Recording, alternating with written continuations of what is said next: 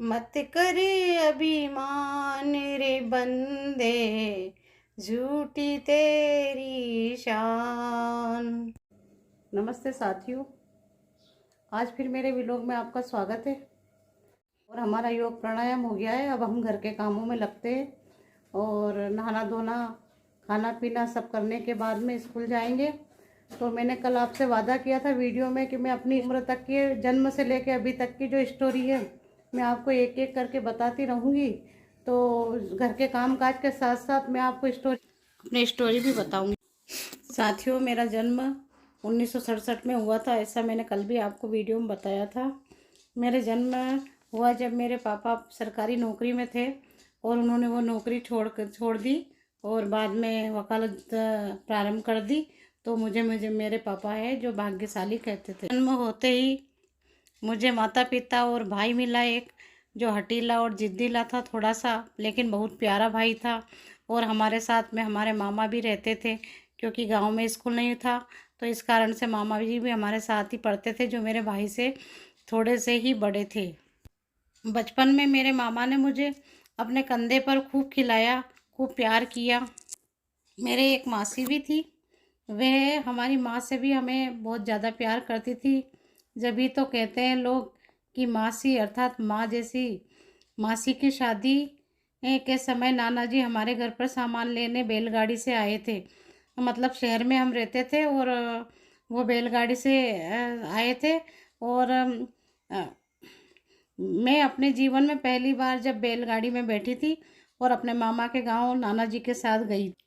मासी की शादी होने के बाद में 1971 में मेरे माता पिता के यहाँ एक और संतान हुई, मेरी छोटी बहन, जो बहुत प्यारी और बहुत अच्छी थी, बहुत सुंदर थी, बहुत गोरी गोरी थी, बहुत गब्दू थी। और वह मेरे से 4 साल छोटी थी। हम तीनों भाई बहन बहुत ही प्यार से रहते थे। और हमारे मामा हम सब एक साथ खेलते कूदते थे, एक साथ खाते पीते थे और कभी कभी हम झगड़ा भी करते थे। मेरा स्कूल में जब नाम लिखवाया गया था, जब मेरी उम्र 5 वर्ष में 15 दिन कम पड़ गई थी, तो मेरे पापा ने मेरी उम्र 15 दिन ज़्यादा लिखवा।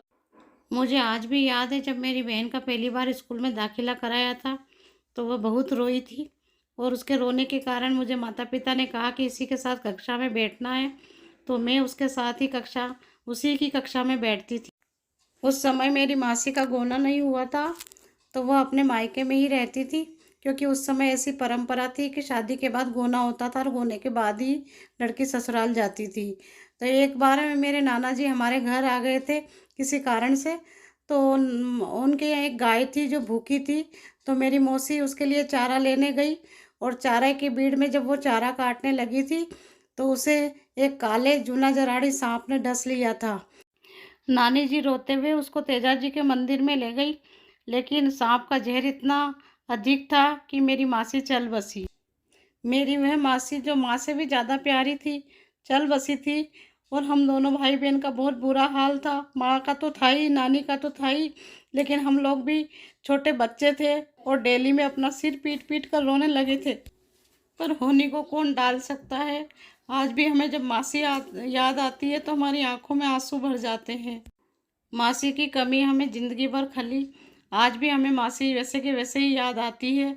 और मासी के जाने के बाद में मेरी नानी जी का बहुत बुरा हाल था, इसलिए मेरे को मेरे मामा के गांव में स्कूल में दाखिला दिलवा दिया गया, ताकि नानी जी का थोड़ा मन लगता रहे। और नानी जी इतनी परेशान थी, इतनी दुखी थी, इतनी तड़पती, मैं कुछ भी नहीं समझती थी जीवन के अनुभव उस समय। लेकिन नानी को तड़पते हुए मैंने बहुत देखा। मासी की याद में, माँ के जाने, बेटी की याद में माँ कितनी दुखी होती है, ये मैंने जब अनुभव किया था। दोस्तों, इस जीवन की कहानी में आज के लिए इतना ही। अब मैं घर के काम कर रही हूँ, उसके बारे में बता दूँ आपको कि मेरी सब्ज़ी तो बन चुकी है, आटा भी लग चुका है और हम स्कूल जाने की तैयारी में हैं। सर को अभी खाना खिला दूँगी, फिर मैं विद्यालय जाऊँगी। मेरी रोटी फटाफट सीख रही है, फुलाने में बड़ा मज़ा आ रहा है मेरे को। और रोटी कोई फूल भी नहीं रही है, जल्दी में बनाई जो जो कर रही हूँ कोशिश फूल जाए तो बिना फूली खिला देंगे सर को। चलो, ये मेरा खाना तैयार है सर के लिए। और अब सर को ये प्लेट सौंप देती हूँ मैं। और मेरा खुद का खाना तैयार करके लेके आती हूँ प्लेट। सर ने जो मांगा वो सब कुछ दे दिया मैंने उनको।